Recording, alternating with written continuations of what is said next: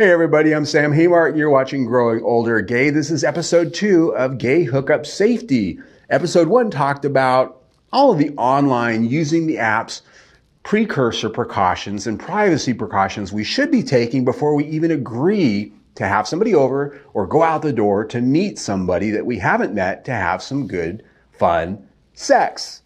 Because it's fun.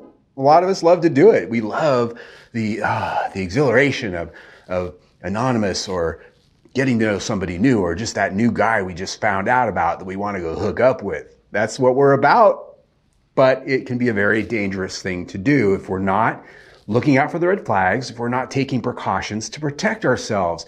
So that's what we're talking about today. The things we need to do, the things we need to think about, the precautions we need to take before we head out the door or have somebody over to our home.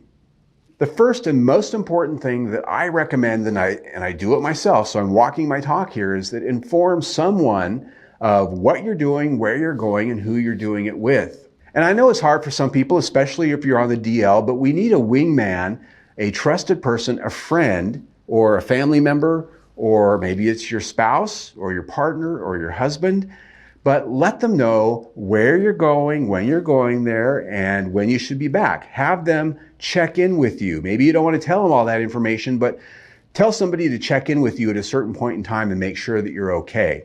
The next thing you can do is take a screenshot of the profile of the person that you're going to meet. That way, if something does happen and you don't show up later, somebody somewhere has an idea of who to tell the police to talk to. And while this may be anonymous and maybe it's just a photo, you already made sure that you have a photo of somebody's face in our first episode. So make sure that you have a screenshot or some kind of identifying information that you can pass along to somebody before you meet them. The next thing, and I think this is really important, and it's something that I do, is share your live location with somebody else that you trust. And again, family, friend, wingman, somebody in your love life. And, I happen to be very out about the fact that I have an open relationship with my husband, and he's the same way. I have no problem letting him know and letting him look on his phone, and he can see where I am on the map anytime, any day, no matter when it is. And the same I can do with him. So when I'm going out and I'm going to places, play spaces, meeting someone, whatever the case may be, I can be located, or at the very least, the last location where I was at can be picked up. Very important. If you are willing to share this information with somebody, it can be invaluable if for some reason you go missing. And lastly, you might have a friend go along with you. If it's something that's really important to you and you have a trusted friend, have them go along and either be there in person, maybe they can join in, or maybe just have them nearby. Maybe they give you a ride there and hang out in the car, whatever the case may be. Sometimes if you're just not entirely certain that this is a safe thing to do, have a friend along for the ride. One of the most brilliant things that you can do if you're meeting a stranger for sex or maybe a first or a blind date, meet them in a public place. Don't go to their house at first. Don't go to a dark alley. Don't meet them in the park at night. Meet them at a bar, a coffee shop, a restaurant, somewhere where there's other people and it's safe. Somewhere where that conversation, that first meetup is not at your house. It's in a neutral location. That way, if they are sketchy, if they are weird, if they are dangerous, that's going to show itself pretty quickly because they're not going to want to do that. The other thing is that a lot of these places have security cameras. So if you do go out and do something with them and you don't come back, chances are somebody somewhere has you on a recording where that you and that other person might be visible. Another place that I really like to meet first-time meetups is at the men's sauna, the sex club, the bathhouse. Again, public space, there's other people there, and it's a neutral place, not your house, not their house. And so that allows you to walk away if the whole thing ain't working out, right? You can go find somebody else to play with. But there's also security cameras at these places more often than not, coming and going from the parking lot and out in the main area where you first come in. Not inside so much, but it's just another layer of safety. I always recommend if you have a stranger that you've never met before and you're not 100% certain that they're a known quantity in a safe space for you, meet them in a public space. That's all there is to it. And if they absolutely refuse that, that's a red flag. We've already talked about a couple of things here. You've maybe met them in person now. You're at a public space. Maybe you've had a phone conversation with them. Maybe that you've had a video call. and you've done your research, but maybe something just doesn't feel right. Trust your gut instinct. Trust that feeling in your stomach that something's amiss. He's just not acting right. He's trying to get me to do something that's kind of weird. He wants me to go somewhere. It's kind of weird that I'm just not sure about, or he's got other friends that want to join us that he's being sketchy about who those people are and how many of them there are and what they're into and what's going to happen there. Usually we have a gut instinct. Most people have a gut instinct that is very smart. It's usually right 100% of the time. We don't always listen to it. But if there's something that's just telling you something's off or amiss, leave. Walk away, be done with it. Don't worry about being embarrassed. Don't worry about don't worry about any of what comes after that. If something just doesn't feel right, that is your message to leave, to cut off communication, to block them, to do whatever it is that stops this right here and now. The next thing, and this is actually common knowledge to most people, but be very careful if you're drunk or you're high. Do not drink and use drugs to excess if you're going to be out there looking for strange people to have sex with, or going places to strange locations, or having strange people over to your house. There's a number of reasons why. First of all, if you're drunk or high, your judgment can really be lowered down here from up here, right? Those red flags that we've been talking about in the first episode and up to this point, you might miss those things if you're drunk or high. You might just be so excited and, whoo, I'm going to get some, that you completely skip all of the precautions and looking out for your own good.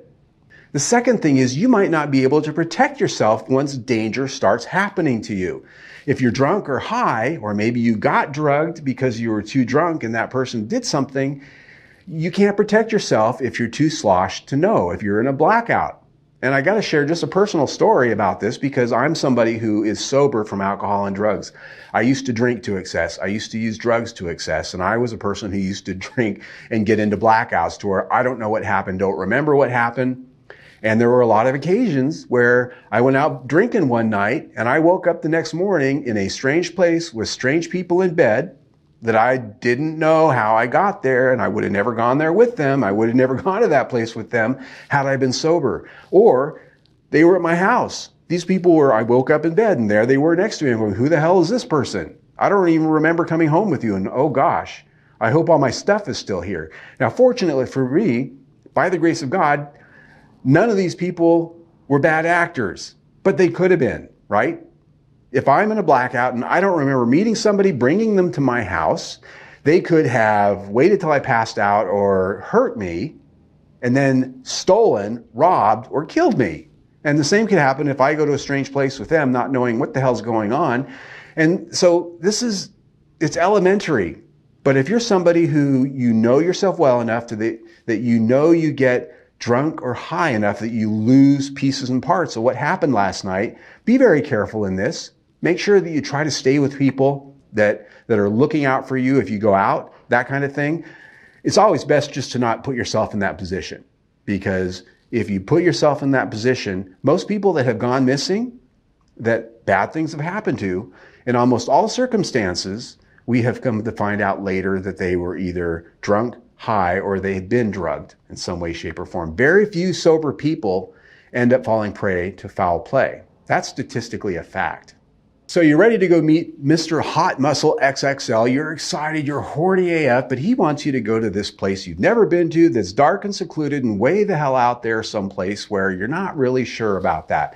My suggestion is don't do that, right? If he wants to meet you in a dark corner of the local park that's kind of in a sketchy neighborhood, or he's wanting you to go someplace a little bit strange to meet, maybe he can't host and you don't want to host, but you want to meet him someplace in his truck over there behind the mall. Don't do that. Not on your first date, at least. Until you've met this person and you've gotten to know them, or they are a known quantity to you in some way, shape, or form, be very careful about going to unfamiliar, dark, secluded, or sketchy places for your first meet with them. It sounds like it's not rocket science, but a lot of us fall prey to, we're so horny that we just got to have it. We're willing to take that risk. And I recommend highly that you don't. The next thing is beware of the come and go scenes. And this is whether you're top and bottom, but we have all seen, and maybe we participated in the scene where he's in a dark room, He's blindfolded. He's ready to go. He's face down, ass up. All you got to do is show up, walk in, do your thing, and leave. It's fun. I've done it. And we see this online a lot. There's a guy, he's at a hotel room, he's hosting. There's a guy, he's at his apartment, he's hosting. Just let yourself in, do your thing, and leave. It's very alluring and it's fun. It's exciting for some people. Some people are really into this, both topping and bottoming. And I got to tell you, it is fraught with danger. And this should go without saying, but there's a number of things that you can do if you're putting yourself in this position that can help make you safer. If you've just got to do it, here are a few things I recommend. The first is have somebody there. If you're hosting, have somebody there that's a greeter, that's letting people in and making sure that they're okay before they head down the hall into the back room or wherever in the house you might be. Have somebody there. It's usually okay. It's accepted, and put that in your information. If you're on Sniffies and you're posting a party and you're telling everybody come over, let them know that there's going to be a host answering the door. Don't do it alone, because you never know who's walking in your front door, what they're doing, what their intentions are. And if you happen to be that person that's going the extra step to have the lights off and you're blindfolded, you don't know how many people are coming in at once. You don't know whether they have weapons. You don't know what they're doing. They could be casing your house. They could be ready to beat you to a pulp and kill you. If you are high and you're drunk, you're blindfolded, don't do this. But if you're going to do it, have somebody there. Have a Ring doorbell camera or something like that. And the other thing you can do to really protect yourself is, if this is something you're really into as a bottom, just go get a hotel room for the night. That way, people are coming and going to that hotel usually pass a security camera at some point. And if you advertise it on one of the apps that allows people to register and get that information, capture their information, there's a number of ways that you can protect yourself if this is something you just got to do. And it can be fun, but it also can be inviting death and danger right into your home and your bed. So just be very careful about that. Now, if you're topping and you're in this situation, which I have done that, I've gone to a strange house, let myself in the front door, walked down a dark hall, gone to a back room, and did my business, and I've left. Sexy, huh? The problem is, it's fraught with danger even if you're the top. You don't know if that person that's face down, ass up, and ready to have you is really that person. There could be a trap waiting for you when you show up. A lot of states have stand your ground laws. That means that if somebody randomly walks into your house, you have the right to shoot them and kill them. You have the right to use lethal force upon them to protect yourselves, which means that if somebody's laying a trap for you, you can be walking into a real trap. And the other thing is if you're going to do this, make sure that you've got the right address. Make sure you're going to the right house. Wouldn't it be awful if you went to the wrong house, let yourself in, and all that stand your ground stuff happened to you because you weren't even at the right place? Maybe you were drunk or high, or the guy put the wrong number in when he sent you the information. So just be very careful about that. My recommendation is don't go to one of these places and do this thing unless maybe you've been there before or you know the person, right? And you have some absolute knowledge that you're going to the right door. The other thing that I do now, and I just refuse to walk into a door and let myself into somebody's house. I won't do it. It's not worth it. I will tell them, I'm going to knock on your door, and my expectation is that somebody's going to answer that door, and then we'll go to wherever we're going to do the thing. But I'm not walking in to a dark house at night without permission. It's just personal safety for me, and it's personal safety for you. So it's a fun, exciting, it's a thing in the gay world. It really just is the come and go anonymous thing. And it can be fun, but it can also be deadly. So just be very careful in how you conduct yourself, whether you're top or whether you're bottom. So you've already armed yourself with all the information that gives you the confidence to go to a stranger's house or have them over to your house. Make sure that you've got an escape plan. And that means that if something goes wrong, make sure that you have an idea of what you're going to do about it. Make sure that you're able to do something about it. Look where the exits are. If you're in a big building, or if you're in an apartment complex, or if you're in a neighborhood you don't know, have some idea where you can get help if you need it. If you're running out somebody's door and running down the street, know which direction you're going to go. Things like that. Have your phone charged. Have your phone charged. Make sure that you don't have a dead phone. One of the times I woke up at somebody's house that I didn't know who they were and they were kind of sketch. I went to get my phone and get a Lyft ride to get the hell out of there and found out my phone was dead AF. That was pretty bad because I was a long way from home. I didn't know what I could do. Thankfully, these were not bad actors. They were just sketchy. They allowed me to plug my phone in long enough to call a Lyft. But it could have gone the other way. If your phone's dead or almost dead, you can't call for help. You can't find out where you're at. You can't get a ride out of there. And that gets us to don't depend on your trick for a ride. The whole idea of somebody coming to pick you up at your house and taking you somewhere, bad. Bad idea. Bad. Because then you're dependent on them to take you back home. Or if it's a sketchy location, sketchy place, you're depending on them to be willing to take you back to safety. And if they have bad intentions, guess what? They're probably not gonna. And if it goes wrong, they're probably not gonna. They're gonna let you out the door and go, good luck. So make sure that you've got your own transportation, either your own car, you know where the bus stop is, you know where the train stop is, or you have a Lyft, you have something, your phone's charged. Whatever the case may be, make sure that your transportation is arranged by you, planned by you, and you're in control of that. Very important. And the last thing is have a self-defense plan. Make sure that you know what to do if things go bad, that you have some level of defense. Maybe you can carry some legal form of self-defense with you. That could be a spray that you can spray somebody with. It can be some other item that you carry with you that's legal. It can be some people they carry weapons where they're legal. And just because somebody carries a weapon doesn't mean that there's some crazy right-wing gun nut. There's a lot of people in the LGBTQ plus community who I know personally who carry. And I'm always going, really? You do? Huh? And so very important that you have some form of self-defense that you're comfortable with and that you're able to employ when things finally do go bad, if they do. And that's really it.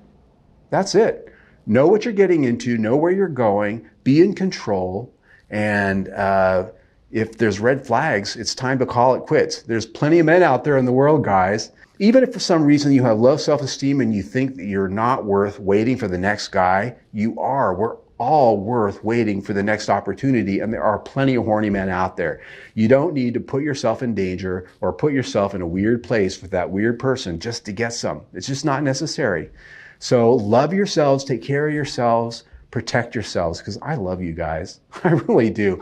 I want you to be alive next time I want to meet with you. And I want you to be alive next time you want to meet with the next guy. So that's it for episode 2. We've got episode 1, which is all about privacy and online safety. We've got this episode about we've gone out the door or we've invited them over, things to be careful about. And we're going to have more on gay hookup safety. We're going to get more into the weeds as time goes on. We have a playlist right there with all of the episodes that we're going to be producing. You can see what we've done before right there.